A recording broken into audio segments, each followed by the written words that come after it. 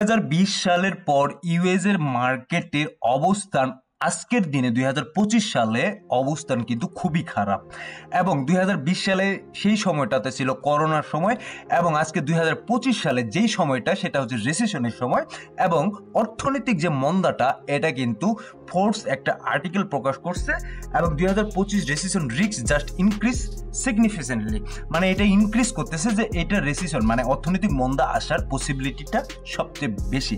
এবং এই অর্থনৈতিক মন্দাতে যদি আপনারা দেখেন যে পুরো ইউএস স্টক মার্কেট ক্র্যাশ করতেছে, আপনার ফ্রান্সের মার্কেট মানে এভরি মার্কেট যে স্টক মার্কেটগুলো প্রত্যেকটা স্টক মার্কেটে ক্র্যাশ করতেছে। পাশাপাশি আমাদের যদি দেখি ক্রিপ্টোকারেন্সি মার্কেট, সেই ক্রিপ্টোকারেন্সি মার্কেটও কিন্তু ক্র্যাশ করতেছে।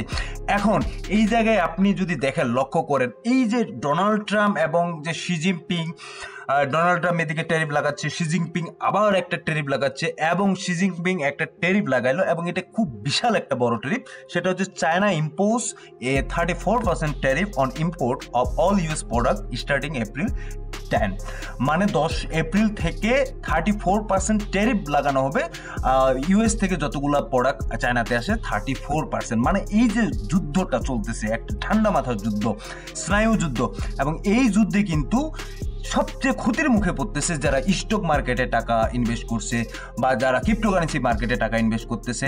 শুধু এসব মানুষ ক্ষতিগ্রস্ত হচ্ছে তেমনটাও না, এই জায়গাটাতে কিন্তু আরও ক্ষতিগ্রস্ত হচ্ছে কারা?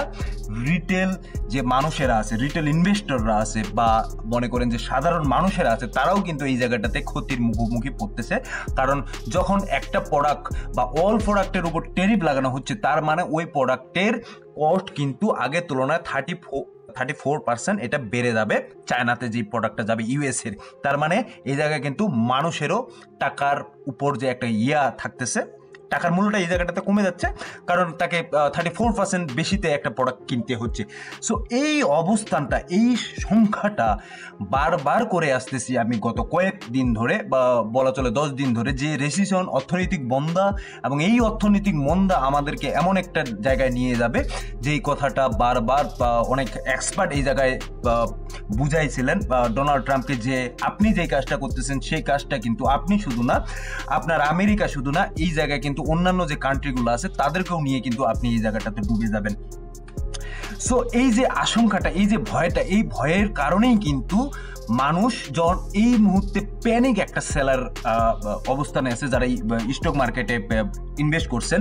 দেখুন ক্রিপ্টোকারেন্সি মার্কেটের কথা আমি বলবো, স্টক মার্কেটের কথা বলবো। যদি আপনি এই জায়গাটাতে দেখেন সেই জায়গায় আপনারা দেখতে পাবেন যে ইউএস এর যে টপ 30 কোম্পানি আছে 2.3% ডাম্প, ইউএস এর 500 কোম্পানি যেগুলো আছে এবং সেগুলো টেক কোম্পানি 2.4% ডাম্প। এখানে স্মল ক্যাপের কোম্পানি যেগুলো 2000 কোম্পানি আছে সেটাও কিন্তু ডাম্প চেঞ্জ হচ্ছে 450 পয়েন্ট এই জায়গায় ডাম্প টেক কোম্পানির। হ্যাঁ, এই জায়গায় আপনি যদি মেক্সিকো, কানাডা বা যে কোনো ব্রাজিল, হ্যাঁ, প্রত্যেকটা জায়গার যদি এখানে আপনি যদি এই জায়গাটাতে দেখেন তাদের স্টক মার্কেটগুলোর অবস্থান, সেই স্টক মার্কেটগুলোর অবস্থান দেখলে আপনারা বুঝতে পারতেছেন যে কি পরিমাণে ড্রাসলি এই জায়গাটাতে নিচের দিকে আসতেছে। এবং এই যে সমস্যাটা বা এই যে মার্কেটের অবস্থানটা এর আগে এরকম কিন্তু হয় নাই। 2020 সালে যেটা হয়েছিল মানে করোনার সময় হয়েছিল, করোনার পরে মার্কেটে কিন্তু এরকম একটা মুভমেন্ট আমরা দেখতে পাই নাই। এখন অনেকে বলতে পারেন যে ভাই আপনি এতগুলো কথা বলতেছেন এবং যে বিষয়টা বলতেছেন না সেটা হচ্ছে যে আমাদের ক্রিপ্টোকারেন্সি মার্কেটের কেন কথা বলতেছেন না, কারণ ক্রিপ্টোকারেন্সি মার্কেটে তো আমরা ইনভেস্ট করছি।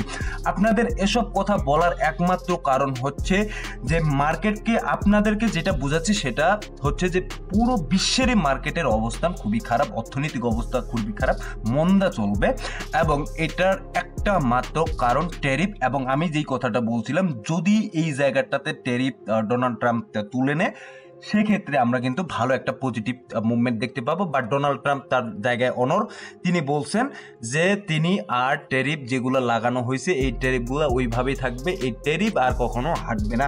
মানে এই যে একটা বিষয়, এবং যে মার্কেটের মধ্যে ভলাটিলিটিটা আপনারা যদি দেখেন, মার্কেটের মধ্যে কিন্তু হিউজ পরিমাণ ভলাটিলিটি গত যদি কয়েক ঘন্টার মধ্যে আমরা দেখি সেক্ষেত্রে আমরা দেখতে পাবো যে মার্কেটে এখানে 84 থেকে আবার 83, আবার 82, আবার এই কিন্তু ভলাটিলিটি বিটকয়েনের ক্ষেত্রে, এবং গোল্ডেরও কিন্তু সেম অবস্থান, প্রত্যেকটা জায়গায় সেম সিচুয়েশন।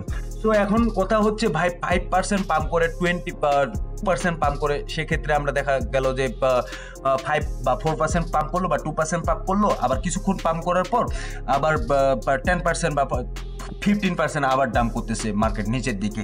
ভাই এটা স্বাভাবিক, এই জায়গাটাতে এই মুহূর্তে স্বাভাবিক। মানে আমি কি বলবো, আমার অনেক ব্যক্তি আছে যারা এই মুহূর্তে তারা কিন্তু একেবারে ফ্রাস্ট্রেটেড অবস্থায় চলে গেছেন এবং তারা বলতেছেন যে এই বুল রান, এই আমাদের যে মেগা রান, এই যে আপনার অল সিজন, এগুলা তো নাই মানুষের একটা মানসিক যে প্রশান্তি আছে যে একটু পোর্টফোলিওটা ঠিকঠাক থাকবে, যদিও পাম্প হতেছে না বা সাইডওয়েজে একটু থাকবে, সেটাও কিন্তু না। মার্কেট নিচের দিকে কন্টিনিউয়াসলি এই জায়গায় কিন্তু ব্রেকডাউন করতেছে, ঠিক আছে। সো এখন কথা হচ্ছে যে আপনারা কি করবেন বা আপনাদের কি করা উচিত। দেখুন, এই কারণে কিন্তু আপনাদের পুরোপুরি আগে মার্কেটের সিনারিওটা আপনাদেরকে এই জায়গায় দেখাইলাম যে মার্কেটের সিনারিও কি, প্রত্যেকটা স্টক মার্কেটের সিনারিও কি, প্রত্যেকটা আপনার যে ফিউচার ইটিএফ আছে সেগুলোর সিনারিও কি, প্রত্যেকটা এই জিনিসগুলো কিন্তু আপনাদেরকে এই জায়গাটাতে আমি দেখাই দিলাম, ঠিক আছে। এখন কথা হচ্ছে যে তাহলে কি করবে। দেখুন, আমি গতকালকেই কথাটা বলছিলাম যে এখান থেকে আমরা যেটা দেখতে পাচ্ছি এখন পর্যন্ত যে আগের যে বিয়াটা আছে, লটা আছে, হ্যাঁ, আগের লটা কিন্তু এখন পর্যন্ত ব্রেক করে নাই। তার মানে আপনাদেরকে বুঝতে হবে আগের ল যেটা লাগাইছে কত, এই জায়গাটাতে 76,652 পর্যন্ত ছিল আগের ল, সেই জায়গাটা পর্যন্ত এখন পর্যন্ত আসে না। সো এটা আগে ব্রেক করুক, এটা ব্রেক করার পর তো আমরা চিন্তা করবো যে এখান থেকে মার্কেট 70 আসতেছে না 72 আসতেছে, এটা পরে চিন্তা করা যাবে বিটকয়েনের ক্ষেত্রে। এখন বলতে পারেন যে ভাই বিটকয়েনের কথা বলতেছেন, কিন্তু অল্টস কয়েন তো আরো নিচের দিকে যাচ্ছে। এটা ঠিক যে নিচের দিকে যাচ্ছে, তবে এটারও অল্টস কয়েনের ক্ষেত্রেও যদি আমি বলি যে আগের যে একটা ল ছিল এই জায়গাটাতে, সেই লটা কিন্তু এখন পর্যন্ত ব্রেক করে নাই, ঠিক আছে। এখন পর্যন্ত সেই লটাই ব্রেক করে নাই। যদি সেই লটা ব্রেক করে তাহলে আমরা বুঝবো যে হ্যাঁ, মার্কেট এখান থেকে গতকালকে যেটা দেখাইছিলাম, এখানে 650 বিলিয়ন মার্কিন ডলারের কাছাকাছি একটা সাপোর্ট জোন আছে, এই জায়গাটাতে আসার একটা পসিবিলিটি আছে। সো আমাদেরকে ধৈর্য ধারণ করতে হবে। আপনারা যারা মনে করতেছেন যে মার্কেট, একটু টেকনিক্যালি জিনিসটা দেখুন, টেকনিক্যালি দেখলে বুঝতে পারবেন যে মার্কেট এর আগে যে অল্টস যে কয়েনগুলো আছে, অল্টস কয়েন এর আগে যেই ফেসটাতে আসছিল, যে জায়গাটাতে ল লাগাইছিল, সেই জায়গাটা পর্যন্ত এখন পর্যন্ত কিন্তু ব্রেক করে নেয়, ব্রেক করে কিন্তু এখন পর্যন্ত নিচের দিকে আসে নাই, ঠিক আছে। সো এখন কথা হচ্ছে ভাই, আমাদের অনেক অল্টস কয়েন তো এই কয়েকদিনে যখন ল লাগাইলো, লাগানোর পর যে অল্টস কয়েনে যে একটা ল লাগাইলো, সেখান থেকে কিন্তু মার্কেটে আরো অনেক নিচের দিকে আসছে আমাদের অল্টস কয়েনগুলো। হ্যাঁ, এমনও অনেক অল্টস কয়েন আছে যে অল্টস কয়েনগুলো কিন্তু অনেকটা ব্রেক করছে এই জায়গাটাতে, আমি জানি। এবং এটার একমাত্র কারণ হচ্ছে সেগুলা কিছু তো শিট কয়েন আছে, কিছু তো মিম কয়েন আছে। বাট যদি আমি ইয়ার ক্ষেত্রেও দেখি, আপনার এক্সআরপির ক্ষেত্রে দেখি, সোলানার ক্ষেত্রে দেখি, সোলানাও কিন্তু অনেকটা নিচের দিকে চলে আসছে। এবং আপনার কার্ডানো সেই আগের অবস্থানটাতে। এবং মান্থলি যদি এখানে দেখি 35% এই জায়গায় কিন্তু ডাম্প আছে, 35% এই জায়গাটা ডাম্প করছে আমার মান্থলি চার্টেই। আমি যদি এই জায়গাটাতে দেখাই, ইথেরিয়াম কিন্তু ব্রেকডাউন 1900 থেকে 1700 পর্যন্ত, 1786 1700 জায়গাটাতে আছে এবং 19% এই জায়গাটা দাম করছে। ইয়ারলি কিন্তু এখানে 46% এই জায়গাটাতে দাম করছে, এখন পর্যন্ত এটার দাম সিচুয়েশনে আছে। এবং 21%, 18%, 35% বা 20%, 15%, মানে ওভারঅল যদি আপনি এই জায়গাটাতে আমাকে বলতে বলেন, সে জায়গায় আমি বলতে চাচ্ছি যে মার্কেটে মান্থলি যদি টাইম ফ্রেমে আমি দেখি, সেক্ষেত্রে প্রত্যেকটা কয়েনে 20%, 30%, 40% দাম আছে, ঠিক আছে, এই জায়গাটাতে দাম আছে।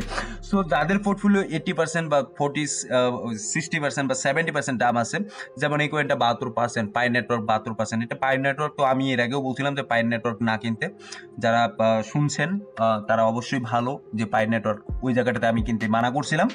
দেখুন, পাই নেটওয়ার্ক উইথিন 1 মান্থে কিন্তু এই জায়গায় 72% দাম করছে। এটা কিন্তু মোটেও খুব একটা ভালো যে কথা তেমনটা কিন্তু না। আপনি অন্যান্য কয়েন দেখেন, এই জায়গাটাতে আপনি যদি কাটানোর কথা দেখেন, এখানে 35% দাম করছে, 72% কিন্তু না, ঠিক আছে। এবং সোলানা দেখুন এই জায়গায় 21% দাম করছে, এবং ইয়ারলি এই জায়গায় 37% এই জায়গাটার দাম আছে। কিন্তু কয়েকদিন আগেও কিন্তু Solana all time high create করছে এই জায়গাটাতে নতুন করে।